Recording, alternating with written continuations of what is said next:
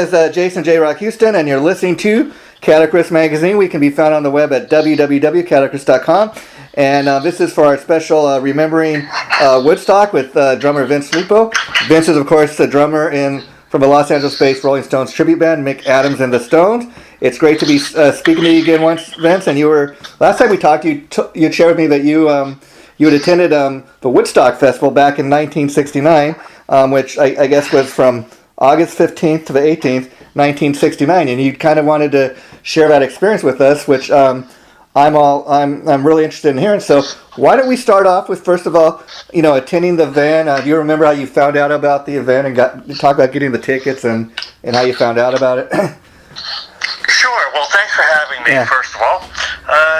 The first time that we had heard about it was the announcement that everybody had gotten, that there was going to be this giant festival upstate New York. The original site, I think, was Wallkill. Okay. It had to be moved a couple of times because this town and that town wouldn't do it. And we all know he wound up over at the Asger farm. And I was just reading about this earlier, saying that it was promised to him or them that they were going to have no more than 50,000. Well, we know what happened to that. Yeah. Wow. So I was just out of high school that summer of '69. Wow. And we were performing as a band, and I wasn't still quite 18 yet, by a few months. And we all decided that once we had heard that the concert had gone free, for that Friday afternoon, that we were going to hightail it up there, but we had another gig that Saturday, ended 2 in the morning. Wow. So we all decided to pile into one car. We were able to leave our equipment where we were playing because we were kind of a house band at this place. So we all piled into one car, an old Chevy Impala, 6 people. Wow. And it was the 4 band members, the guitar player, one of the guitar player's kid's sister, and our best friend. Oh, wow. The 6 of us took this ride up there. It took roughly 3.5 hours from Long Island to get through New York City to drive up to the site. Wow. Now, bear in mind, we had seen all the news reports just like everybody else. Yeah. Cars for miles down the freeway. You couldn't get anywhere near the site. You had to walk for miles to get to the site. Wow. But what happened was, because we got there early Sunday morning, about 5:30, we arrived at the site. Yeah. We were able to drive maybe a mile from the site because all of the other cars had cleared, the road was clear. Wow. Everybody had pulled off to the sides of the road, so we just kept going and going, and we were like, this is amazing. We got as close as we possibly could. And then we got out of the car, stretching, and everybody was still tired, but yet we hadn't been to bed. Wow. And nobody brought anything to drink or to eat. We just went. Young rock and roll youth, huh? Exactly. Yeah. We just wanted to be a part of it and see what it was like and try to enjoy it and stuff. So we get out and we're just about to walk up, and we all needed to use a restroom, and there was the nicest older couple who said, "Hey, young people, does anybody need to use a restroom?" Sure. So we all was able to do that, and they gave us all a drink. Wow. And that was the coolest thing. It's just the opposite of what you might think, but older people to young people who invaded their town. Yeah, I hear you. Yeah. But they really opened up their doors. It was like, this was magic. To me, it was like a magical thing. So now we're trudging to the site with our blankets that we would put down on the ground that you saw at the end, how everything got mangled and destroyed. Wow. We all had blankets. So we're getting through the wooded section, and we finally get to the actual site that we all know. And we stood at the top of the crest of the site, the very, very top, and looked down. And it was the most amazing thing you have ever seen in your life. All that people, all seated in one place at one time. Well, most were seated. And so we did wheedle our way. We tried to stay about mid-stage, and we went down about as far as we could, halfway down. Now let me ask you, like, this was a free concert, so did you have at that point there was a free concert. But did you have six? Yeah. Go ahead. I was going to ask, did you have assigned seats, or is it the kind of thing you could just go and kind of first come, first serve, sit wherever? Sit wherever. Sit cool. wherever. It was just a big open field. That's cool. So like a bowl, let's call it, you know. So we're about halfway down. We found our places. And you and I had already talked about Creedence Clearwater. Oh, yeah. So we're all big fans. We were doing much of their material already out of high school. And the first question we asked to anybody who was around us happened to be, you missed it. They said to us, you guys missed it. What did we miss? We know we've missed most of it to that point. Yeah. Creedence Clearwater rocked the house. And we were like, we just missed that one. Now, reading about it, they went on at 3 in the morning. They were supposed to go on earlier than that. Yeah. They were the first band to sign on. First major band. And Doug Clifford, their drummer, Cosmo.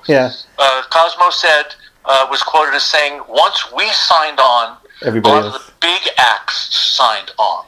Yeah, that's kind of funny. I was reading that, and it's kind of interesting. I was also reading, like, the Doors were offered a spot on the bill, but they turned it down for a simple fact that Robbie Krieger, the guitar player, felt like it was just going to be a second-rate, like, Monterey pop festival, and even Led Zeppelin got an offer, but they turned it down as well because the manager, Peter Grant, felt like, no, Led Zeppelin's going to be among all these other great bands, and so, they're not going to really be able to shine, if you know what I mean. Right, right. And I do remember this, that when we first heard of this, we all thought the Beatles and the Stones. The Beatles are going to show up, the Stones are going to show up, but that didn't happen. And reading about this for what our talk is, the Beatles turned it down. They got the offer. They were going to do it, but Lennon put a condition. What was the condition? Well, if we play, we also have to have a slot for the Ono, the Plastic Ono band. Oh wow! Okay, yeah. And the guys at the promoters were like, no, I don't think so. At least that's the way I guess it went, because the Beatles didn't play. Thank you for that, I guess. But wow. Yeah, right, exactly. Now the Stones were never offered a slot because by then they were already in this darker period, the Beggar's Banquet period, where the lyrics had gone dark and they became more of the street fighting man era. So they didn't want to stir anything, so they didn't even ask them to come perform. Interesting. Exactly. Well, anyway, we get there and we all settle down, we sit, and then the sun is already up. It's 6-something in the morning, and the last band from the Saturday lineup was the Airplane. We actually got to see the original Jefferson Airplane in the flesh, and they were great. Yeah. They were great, and of course White Rabbit and all of that stuff, but they really were great.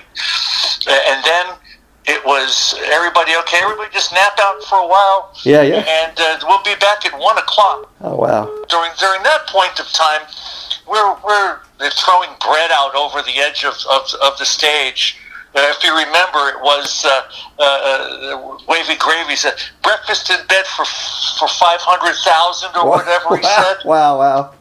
That was really funny. Now, people that when we camped down, sat down, had said, the ground is maybe a little bit damp because it rained a little bit that evening. That late Saturday night. Well, when we sat down, the ground was fine. So what you saw happened directly after Joe Cocker. Oh wow! Had gone on. So now we're just resting out, trying to nap. You can't nap. It's too exciting. You don't want to miss anything. Yeah, it was there. Didn't want to miss a thing. Now, this is before I was ever doing any extracurricular activities, let's call them. Okay. You know, and I was barely even a beer drinker back then. Wow. So I was 17, just out of school, and I fell in with the right crowd or the wrong crowd, depending on how your you point look. of view. Yeah. So now we're hanging out, and Cocker's about to hit the stage, and wow, best performance ever. Oh, wow. The sound, by the way, was really, really great. The sound was really great. Before he had gone on, they did all of this. They get off the towers, man, and don't take the brown acid. Wow. All of those announcements that you hear in the film were made at that point in time. Oh, wow. And the guy grabbing the mic going, "No rain, no rain."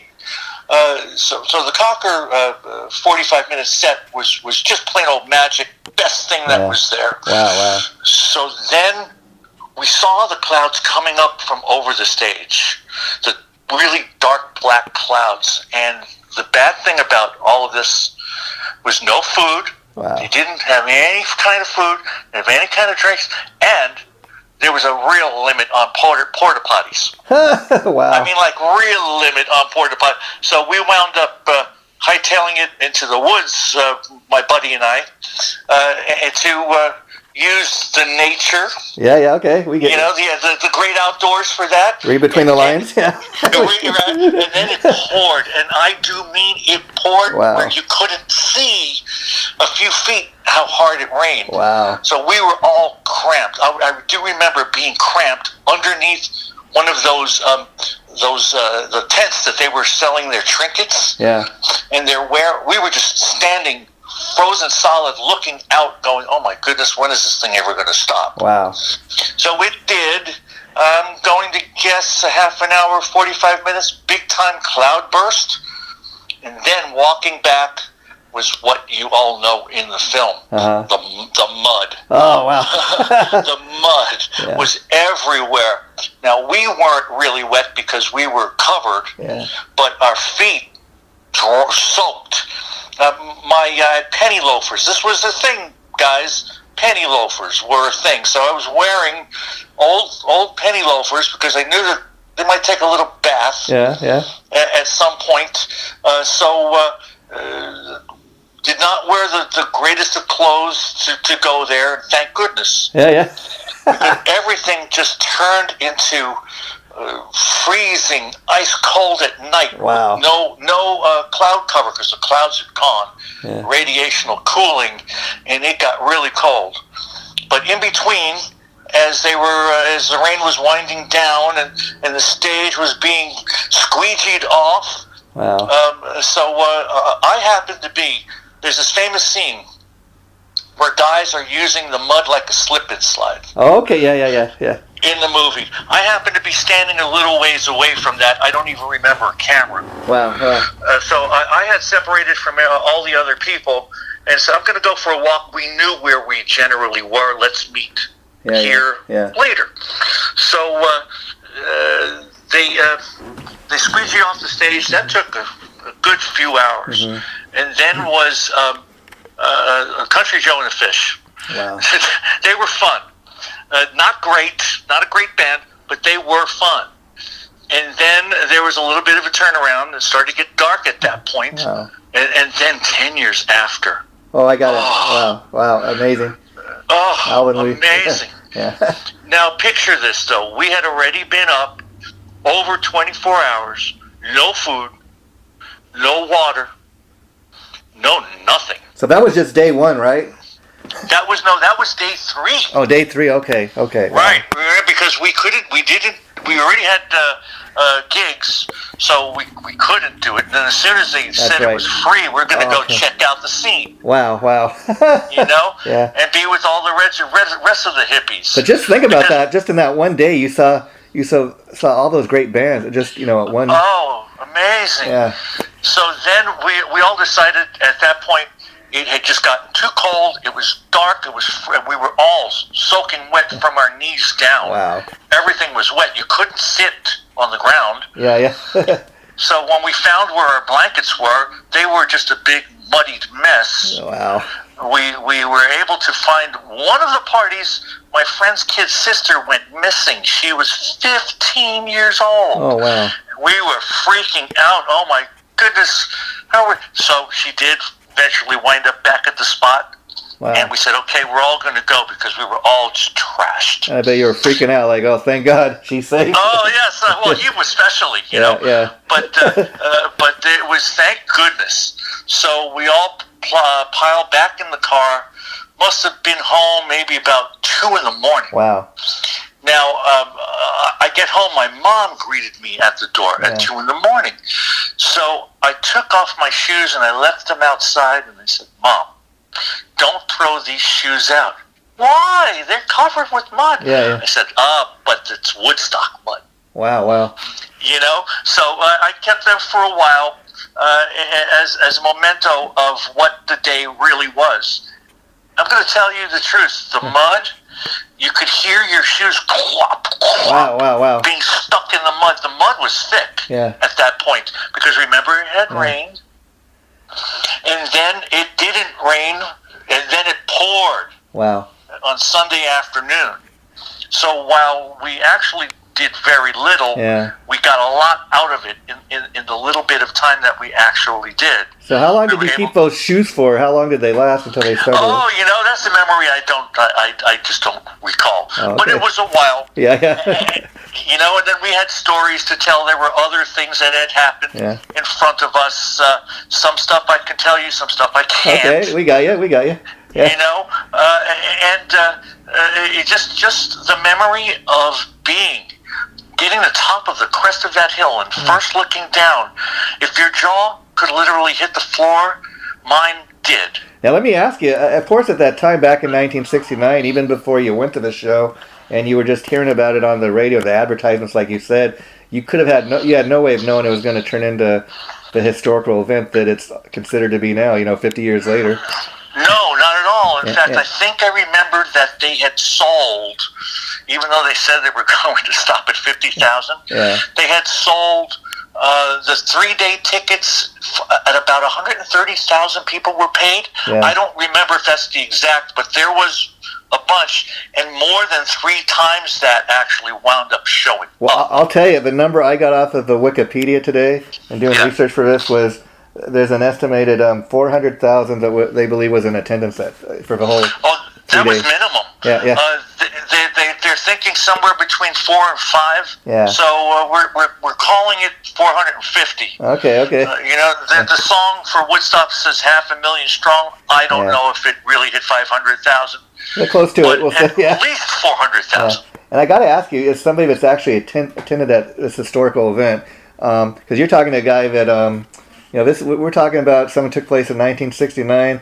I myself wouldn't even be born for another 2 years. So like a lot of people listening to this, I've just heard about it. I've seen clips from a movie. I've seen performances on YouTube and stuff like that. I've seen documentaries about it. So it's cool to kind of be talking to somebody that was actually there. But it's a guy that is actually there. I got to ask you, Vince, what did you think back in '94 when they tried to recreate Woodstock and they put on that Woodstock 2 festival with kind of a lot of more modern bands from that time period?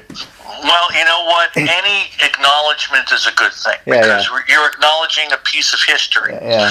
Now, I think I do remember that they were spraying people with high-powered... burning things down. Yeah. Right. It's kind of the same, but it was never the same. Think of it, if it's Meet the Beatles comes out, and the next is the Beatles' second album, there's no better album than the first album. It's always the first is always the best in a way, So we broke the ground. The hippies were almost right, and then Altamont happened, and it shattered everything. I think we all know about that. Yeah.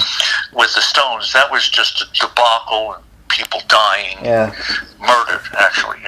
So that the dream was over when that happened. Which I think was December of '69. Oh, wow. So that literally it turned the page on the peace and love of the hippie movement. Now, to put it into perspective for your listeners, that was a very, very, very turbulent time in our country. Yeah. Very much so like today. Yeah. You know, they're saying that 68 was a great big demonstrations thing. Now, I was also part of the Vietnam War Oh, wow. demonstrations at the time, just entering college then. We even had one in high school, if I remember. It was low-key. But when I went to college, it was the full-blown thing. Yeah. The full-blown thing. I was not drafted. Wow. So I was spared that. So this was all in that one period of time. We had the men walking on the moon. You had the 69 New York Miracle Mets. Wow. You had Woodstock. 69 was an incredible year. And the Vietnam War was actually accelerating. Yeah. Even more. Wow. At that time. So that made the protests even more powerful. We just needed to stand up. Yeah, yeah. And the war could have ended sooner if a certain person in the White House would have said, I'm pulling them all out now. Yeah, yeah. But for political purposes, I think he left them in order to get the re-election for being the law and order president. Yeah. You know, at any rate, if you're a fan of Woodstock or you want to know more about Woodstock, I highly recommend any of the listeners out there, and yourself included, to get the Blu-ray extended version, the director's cut of the movie, which is far longer, and it does have 3 Creedence Clearwater Revival songs. Yeah, which is something new because, you know, as I was discussing with you through email, I know him for years that the singer John Fogerty talked about that, like you said, he did not like the fact that, first of all, that they went on at 3 a.m. He thought they should have been given a better slot because, like you said, the drummer Doug Clifford was saying, once Creedence signed on, all the other bands, you know, then signed on, and he's like, I'm surprised they gave us such a lousy, you know, kind of spot, and for that reason alone, and he didn't, and I've heard him talk about, you know, we went on 3 a.m., there wasn't that many people out in the crowd when we were playing, and we didn't really want to look like we were playing to an empty, you know, bunch of empty seats, you know, and so for years he refused to allow, you know, Creedence Clearwater Revival's performance to be used in any of the movie up until just recently. Right, and not only that, there's a performance by Janis Joplin in that movie that never made it. Paul Butterfield Blues Band. I mean, there's a number of performances that never made it there that are restored. The bits and pieces that we want to know for this particular cut. So if you want to go out, you want to hear it, 5.1 Dolby and all that stuff. Yeah.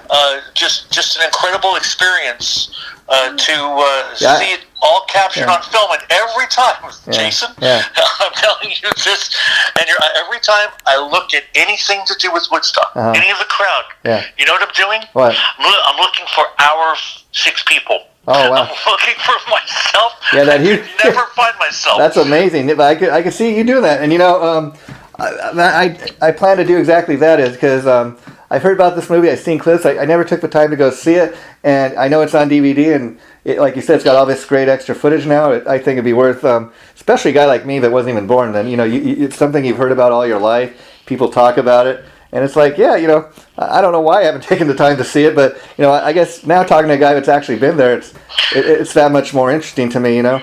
Right. Well, thank you.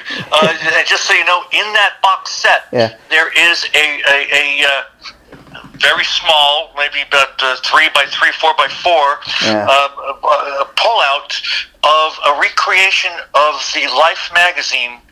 That's almost all pictures of that event. Wow. So you can take out a mini version of Life magazine and look at what went on, but to live it.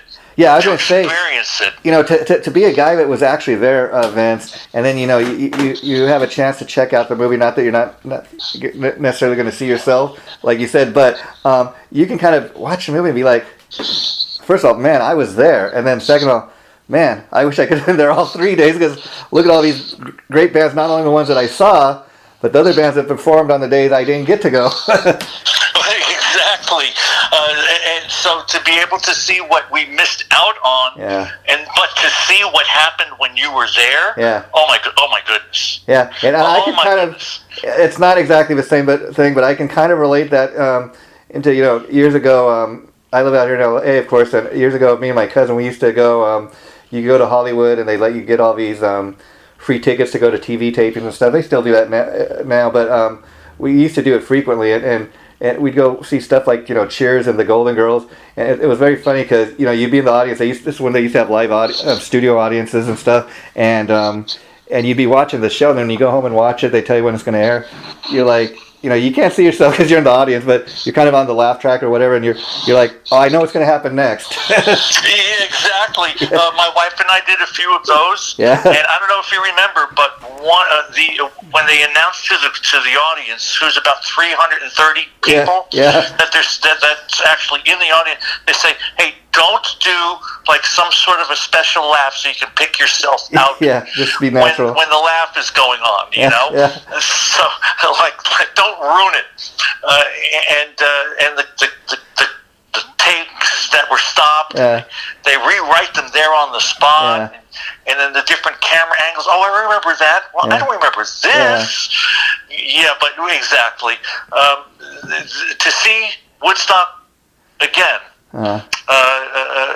from both sides of the camera, let's call it, to be on the proper side of the camera, to be there, it's just an experience that will never happen again. And again, I'd imagine on the day you're actually there, you're going back 50 years now, and so it's like, man, take me back in a time machine 50 years ago, and I was I was a real young youth, I had the rock and roll attitude and everything, but like you said, when you're there, you're kind of living it, and you're not really paying attention like you would when you're watching it up on a movie screen. Right. And in fact, Coachella has become what that is now, and I so want to go to Coachella. And of course I so want to go. We're talking about this Woodstock that took place 50 years ago, like I said, and you had no way of knowing, nobody did back 50 years ago, that this was going to turn into what it. I mean, it's turned into quite a historical event. I mean, in my lifetime, you see it being talked about in colleges. See it in historical like textbooks and stuff. They're making not just a film you're talking about. They made other documentaries. I mean, it has become quite the pop culture event that people kind of are constantly talking about way back 50 years ago. Absolutely true, and that the legend of the stuff that has happened, if it hasn't been documented, trust me, it will happened. Yeah. It was like if you can remember the 60s and the 70s, you weren't there, man. Yeah, and these are, I was on the Wikipedia today just looking at some of the other performers that performed there over about 3 days. Richie Havens, Sweetwater, Joan Baez, Country Joe Country Joe McDonald, maybe because it's a little before my time, I've never even heard of that, but Sha Na Na, I remember that's another band. I remember they used to be on TV and stuff. That's my memory of Sha Na Na, but it's kind of interesting, and even like Joe Cocker, 10 years, and I wasn't aware until I was reading on there, Johnny Winter actually played there. Yes, and about Sha Na Na, they were an NYU, New York University group that had gotten together. They had been around for a year or two. We had seen their names playing around for a little bit. And then they were a last-minute ad, from what I remember reading about it.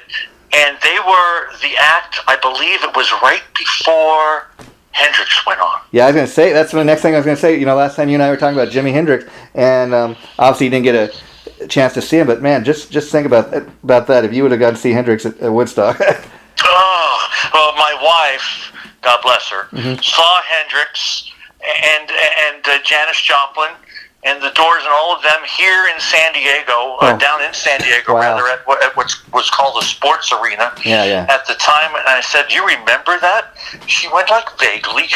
Vaguely, yeah. I was there. It was vague, but she had the good fortune to be able to do all of that in person. And Hendrix, we already did the Hendrix thing. Hendrix is one of my regrets. Yeah. Well, you were there. of not seeing. Yeah. And I know that we were going to discuss Cream today, one of the albums, which we didn't get to. Yeah. Or we can save that for another. Yeah, we'll definitely do it in the future. But I was just kind of thinking today because I was looking at all this stuff on Wikipedia, and I'm like, well, I think it'd be better kind of do it separate, but because there's just so much stuff to talk about Woodstock. Oh, so much. But what I wanted to tell you about that was in 1970, I was able to see Derek and the Dominoes. Oh, wow. On Long Island, where I used to go to school over at Stony Brook, a big college up there, and playing guitar besides Clapton was Duane Allman. Oh, wow. Because they had played the night before. The Allman Brothers were headlining the night before. So he stayed and played the slide stuff on all of the, like, they played the whole album, basically. Oh, wow.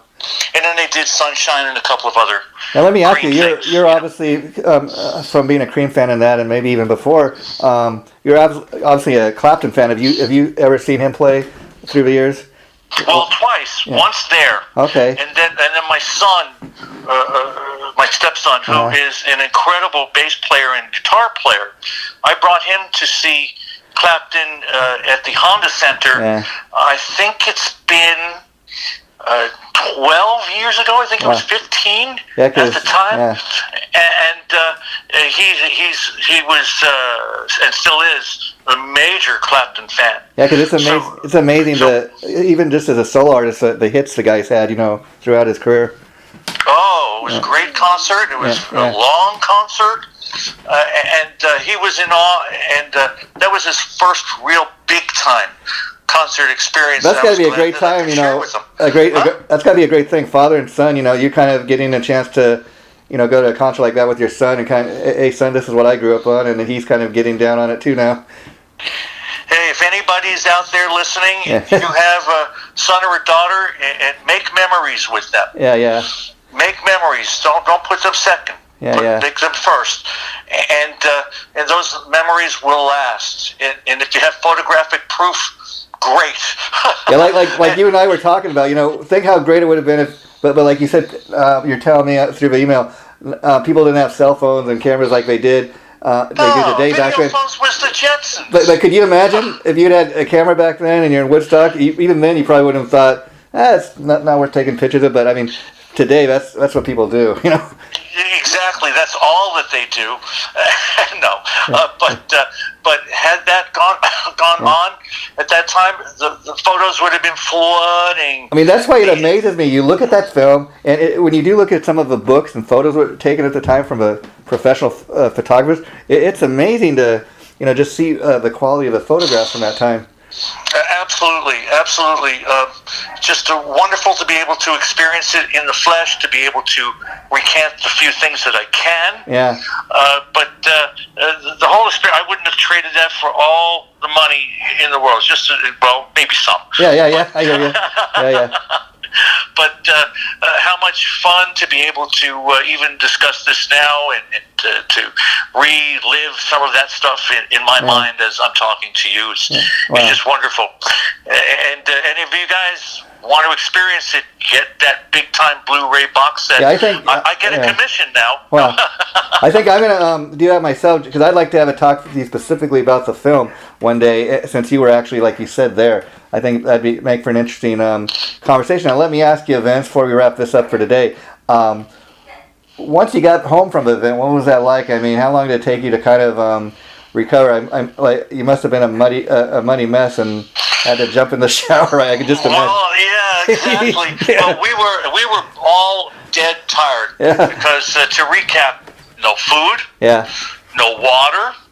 Well, very little of it, and no real bathrooms to speak of, and mud up to the middle of my calf, literally up to the middle of my calf. When you got home, your folks must have been like, "Hey, what the happened to you?" That's what my mom basically did say. I got into the shower. I remember hitting the sack and not waking up way later into that Monday. And I got to ask you, you were a young musician at the time, but after attending an event like that, talk a little bit about a performance like that, what effect it has on you as a musician or even your playing?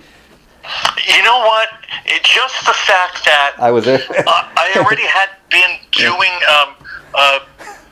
better attended shows when I was 16 years old with the people that I went up with. We were playing some of what they call high school dances. Yeah. We were past the hops. Wow. The high school hops, the sock hops. Yeah. We were past that, but we had played many of these school dances where 300, 400, 500, 600, 800 people were coming to. So I was already playing in front of a lot of people. Wow. And to see these guys up there doing their thing in front of 400, 500,000, whatever it was, it was like, they're living the dream. How scary it must be. They're living the dream. Yeah. They're living the dream. I want to do that when I grow up. 50 years later, you're grown up and you're still doing it. I was still doing it, exactly. Yeah.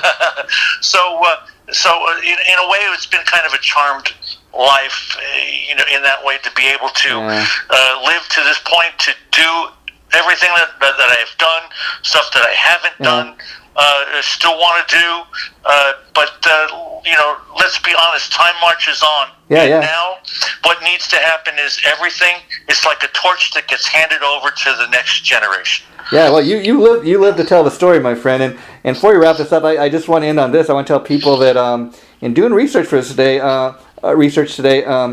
I discovered that, if you can believe it or not, Woodstock's, because it's 50 years later and they're celebrating that, there's an actual official Woodstock website that you can go to, and they got a bunch of neat articles about Woodstock. You can go, and there's a section for like 1969. It'll tell you who played, what day, what the set list was, stuff like that. They got actually a store where you can, I think, buy the Blu-ray like you were talking about. I think it even has a soundtrack CD, just different T-shirts and stuff. And again, if people want to go check that out, that's on the official Woodstock site, www.woodstock.com. And it's got a bunch of neat articles. You might be interested in checking that out.